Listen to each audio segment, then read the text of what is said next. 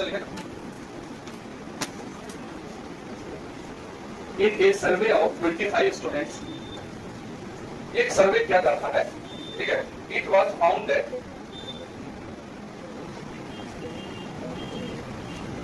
It was found that 15 had taken mathematics. 15 बच्चा math लिया,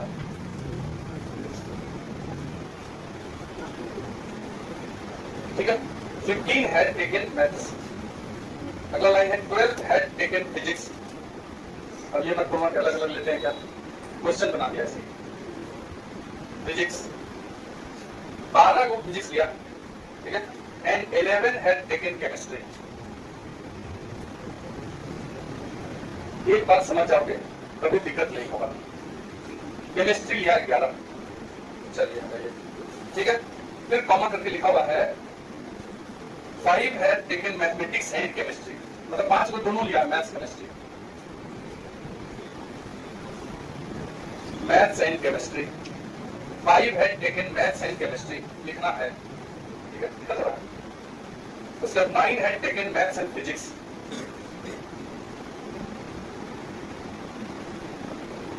maths and physics, ठीक है। 4 है taken physics and chemistry, physics and chemistry. मेरा काम है तुमको 3 सेट का कॉन्सेप्ट क्लियर कराना, आगे ये सब जगह काम तुमको देगा, ठीक है। क्या लिखा हुआ? 4 है taken physics and chemistry and 3 है taken all the 3 subject and 3 है taken all the 3 subject, all the 3 subjects. Question है find number of students, find number of students, number of students who had taken, एक question समझ लेना है देखो, who had taken, पहला question है इसमें only mathematics, who had taken only mathematics. दूसरा क्वेश्चन है mathematics and physics but not chemistry, maths and physics but not chemistry. तीसरा क्वेश्चन है at least one of the 3 subjects, मतलब कोई ना कोई लिया, कुछ और पढ़ने के लिए लिया, at least one of the 3 subjects, 3 subjects and 4th only one of the 3 subjects, केवल एक ही सब्जेक्ट पढ़ने वाला, मतलब फिजिक्स पढ़े या मैथ पढ़े, मतलब मिक्स नहीं, only one of the 3 subjects। तो क्वेश्चन देखिए बहुत थोड़ा सा बड़ा सा लिखा हुआ है, बट अगर हम समझाएं और तुम बिना कुछ सोचे, बिना कुछ इधर उधर दिमाग को लाए अगर तुम सीखते हो इसको, तो अब ये सीख लोगे, 10 मिनट लगेंगे दिखाएगा। क्वेश्चन लिख लीजिए अच्छे से, हम समझाते हैं सीधा सीधा क्वेश्चन लिखो। सबसे पहले जैसे ही 3 सब्जेक्ट है तो 3 सेट बना लेंगे, अच्छे से बना लेंगे। ये यूनिवर्सल सेट है, इसमें 3 गोला बना लीजिए, 1 2 और 3। कल हम थोड़ा सा हिंट दिए थे, नाम दे देते हैं मैथ, फिजिक्स, केमिस्ट्री। तो दिक्कत तुमको हम क्या बताए थे कि यदि 3 कोई लिखेगा नहीं, सीधा सुनना है, देखना है इसको, बाद में लिखना है, एक बार तुमको समझना है, आज के बाद 2 साल काम करेगा। तो 12th क्लास में समझो, इसके कारण फेल भी होते हैं क्योंकि प्रोबेबिलिटी पूछता है और ये जानते नहीं हो, तो उसको उस समय कचरा कचरा टाइप का लगेगा। 3 सेट वाला बात, 2 सेट वाला बिल्कुल होता है, 3 सेट को समझना है। हम क्या करेंगे, इसमें पहले नंबर भर देंगे, पेन वेन नहीं चलाओ, इधर उधर मत कुछ करो, क्या लिखेंगे, ए अपने मन से, बी फिर सी फिर डी फिर ई फिर एफ फिर जी, ये भर दिया, सारा रीजन में भर दिया। अब अकॉर्डिंग टू क्वेश्चन हम लाइन पढ़ेंगे कि क्वेश्चन वाला क्या क्या बोल रहा है, देखिएगा। यदि तो उल्टा पढ़ना चाहो तो उल्टा भी पढ़ना चाह सकते हो क्वेश्चन को, सीधा पढ़ना चाहते हो सीधा पढ़ो, इसको नहीं पढ़ेंगे, ये तो हम देने वाला क्वेश्चन है ना, जो दिया उसको लिखते हैं। इधर लिखा हुआ है 3 had taken all the 3 subjects, इसका मतलब क्या हुआ, 3 बच्चे सब सब्जेक्ट को पढ़ लिए, तो 3 सभी सब्जेक्ट को लिए। तो इस फोटो में बताइए कि कौन सा ऐसा नंबर है अल्फाबेट जो सभी सेट को कवर करता है। ये सबको पता चल रहा है कि जो बीच वाला जी है वो देखिए ए में भी है, एम में भी है, वो बी में भी है और वो सी में भी, यानी कि सबसे लास्ट लाइन में क्या दिया हुआ है, जी। जी इक्वल टू क्या दिया हुआ है, अरे बोलो 3, निकल गया जी। चलो अब ऊपर चलते हैं। 4 had taken physics and chemistry, तो अब केवल फिजिक्स केमिस्ट्री पे ध्यान देना है, तो फिजिक्स केमिस्ट्री है, समझ रहे हो? तो ये फिजिक्स और केमिस्ट्री जो दोनों लिया है, इस फोटो में दिख रहा है कि नहीं, जी और एफ, ये दिख रहा है, ये देखिए जी और एफ, ये फिजिक्स के में भी है और केमिस्ट्री के अलावा। तो जो फिजिक्स और केमिस्ट्री दोनों लिया है उस फोटो में है G प्लस F। तो कितना दिया हुआ है? यहाँ से अगर G का वैल्यू रख दो F आ जाएगा, तो निकलते जाएगा। देखिए अब ये लाइन भी क्लियर हो गया, एकदम हल्का होता है। अगला लाइन है 9 है टेकन मैथ्स एंड फिजिक्स। तो M और P दोनों में देखिए E और G है कि नहीं, तो लिखेंगे E plus G is equal to 9। बढ़िया। और अगला लाइन है 5 है टेकन मैथ्स एंड केमिस्ट्री। तो मैथ केमिस्ट्री में DG है कि नहीं है, बताइए। यहाँ से सब निकल गया, क्या क्या निकला आप यहाँ पे निकाल लेते, अलग पेन से लिखना तो नहीं है, बिल्कुल बता दे रहा है। ये G का वैल्यू अगर यहाँ रखते हैं 3, तो यहाँ से F क्या निकलेगा बताइए, 1 निकलेगा। ये G का वैल्यू 3 यहाँ रखते हैं तो ये E क्या आएगा बताइए, 6 आएगा। ये 3 जाकर तो करना जाएगा, यहाँ अगर 3 रखेंगे तो 5 में से 3 चला, यहाँ से D आ जाएगा। दिखा गए हमारे पास 4 नंबर आ गए, 7 में से कौन कौन 4 नंबर आ गए, G F E and G। बच गया 3 और डेटा दिया, वहां चलते हैं। अगला लाइन क्या दिया हुआ है कि 12, ये चलो इधर 11 हैड टेकन केमिस्ट्री, ठीक है।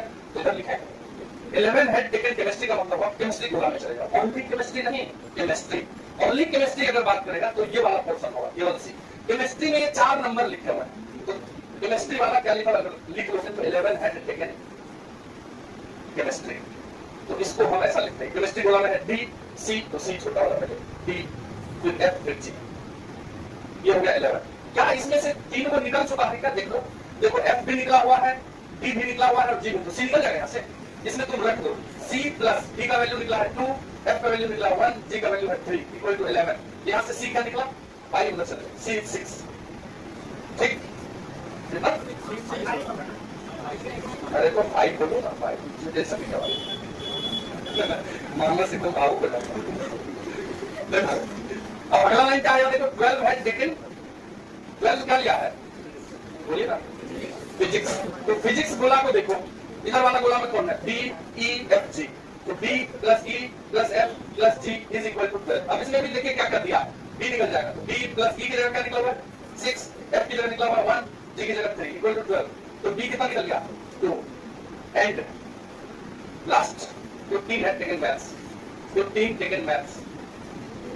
तो मैथ गोला में देखिए कौन कौन है, A plus D plus E plus G is equal to 15। अब देखो A D निकला हुआ है 2, E निकला हुआ है 1, 2 6 और G निकला हुआ है 3 इक्वल टू, देखना गलत ना पड़ जाए, A इक्वल टू हो गया कितना 4, ये 6 2 8 3 4 4। तो तुम्हारे पास A आ गया, B आ गया, C आ गया, D आ गया, F आ गया, E आ गया, साथ साथ निकाल दिया क्वेश्चन। मतलब इस रूल से 90% बच्चा नहीं पढ़ता है, मतलब जो 11th 12th में होता है, विश्वास करो इतना आसान हो जाता है। कभी भी आगे प्रोबेबिलिटी तो भयानक होता है, उसी फेल करता है उसी चक्कर में, ठीक है। अभी 10th वाला सब बोला तो बच्चा रो दिया रिपीट वाला एग्जाम नहीं हुआ था, एग्जाम हो गया तो प्रोबेबिलिटी पूछ लिया, हल्के पूछा था इसमें, ये जो दूसरा एग्जाम हुआ उसमें पूछा रूट 2 रेशनल नंबर था, ये तो फिर जाके इजी पूछा। कोई चाहे तो बच्चा जिसको मान लो 10 नंबर आया था उसको 60-70 आ सकता है, तो परसेंटेज 5-6 बढ़ जाएगा। जो अभी दिया है पहला क्वेश्चन क्या है, अब देखिए पहला क्वेश्चन क्या है, नंबर ऑफ स्टूडेंट निकालना है जो ओनली मैथ लिया है। अब तुम उस 7 को देखो नंबर, ओनली मैथ में कौन है, ओनली मैथ में केवल A है, ये तो यहाँ से यहाँ तक है। जैसे E ले लिया तो वो मैथ में है, ये साथ में फिजिक्स में भी है, तो उसको ले सकते हैं। तो ओनली मैथ का क्या मतलब हुआ, A निकालना है। तो बताइए A तुम निकाल के रखे हो, आंसर हो गया पहला का, कुछ नहीं करना। दूसरा बोल रहा है कि मैथ फिजिक्स लिया है लेकिन केमिस्ट्री नहीं लिया, तो आ जाओ मैथ फिजिक्स में। ये मैथ फिजिक्स, जो मैथ फिजिक्स दोनों लिया है वो दो है, E है और G है। देखिए ये मैथ में भी और फिजिक्स में भी है, E और G दोनों है, उसमें से G जो है वो केमिस्ट्री में भी है, तो हटा दो, केवल E निकालना है। यानी कि दूसरा वाला का मतलब हुआ E निकालिए, E का वैल्यू कितना लिख सकते हैं 6। तो 6 बच्चे रहते हैं जो मैथ फिजिक्स लिया लेकिन केमिस्ट्री नहीं लिया, ठीक है। At least one of the 3 subject, समझ रहे हैं, at least one of the 3 subject का मतलब हुआ या तो इसको मैथ को मिले, या तो फिजिक्स को मिले, या केमिस्ट्री मिले, या दोनों मिले, या तीनों मिले, सब इसका मतलब 7 हो जाएगा। जब भी ये लाइन लिखा हुआ हो at least one of the 3 subject, that means अपने आप से पूछा जा रहा है A plus B plus C plus D plus E plus F plus G, मतलब 7 का 7 जोड़ A तो वो है ना किसी सब्जेक्ट, B वो भी है ना किसी सब्जेक्ट, ये भी है किसी सब्जेक्ट, B भी है 2 सब्जेक्ट में है, E भी है 2 सब्जेक्ट में है, F भी है 2 सब्जेक्ट में है, G भी है 3 सब्जेक्ट, तो बोले तो सब्जेक्ट तो सब पढ़ा, तो 7 को जोड़ दीजिए, 7 नंबर निकला हुआ है। ये निकला है 4, ये निकला है 2, C निकला है 5, D निकला है 2, E निकला है 6, F निकला है कितना हुआ जोड़, कितना 25, 6 5 11 13 6 19 23, सर्वे ना 25 पे हुआ है तो तुमको नहीं दिया होगा कोई सब्जेक्ट। 4 नंबर में क्या है, only one of the 3 subject, कोई बताएगा? चलो अच्छा बताओ। Only one of the three subject का क्या मतलब समझते हो? कौन सा आंसर होगा? इस सातों में से क्या लेना? Only one of the three subject, इसका मतलब क्या? केवल जो एक सब्जेक्ट लिया, तो ए जो है वो भी एक सब्जेक्ट लिया, वो मैथ लिया है। बी जो है वो भी एक ही सब्जेक्ट लिया, वो फिजिक्स लिया। और सी तो तुमसे क्या पूछा जा रहा है? ए बी सी का वैल्यू। तो only one of the three subject का मतलब हुआ ए प्लस बी प्लस। देखो ए का वैल्यू निकाल दिए तो 4, बी का वैल्यू निकला हुआ है 2 और सी निकला हुआ है 5। 4 2 6 5 11 आंसर हो गया। चारों आंसर निकल गए। अब बताओ तुमको नहीं, हम दूसरा देंगे बनाना है। अगर किसी को दिक्कत है किसी बात में तो पूछिए, फिर हम दूसरा देंगे।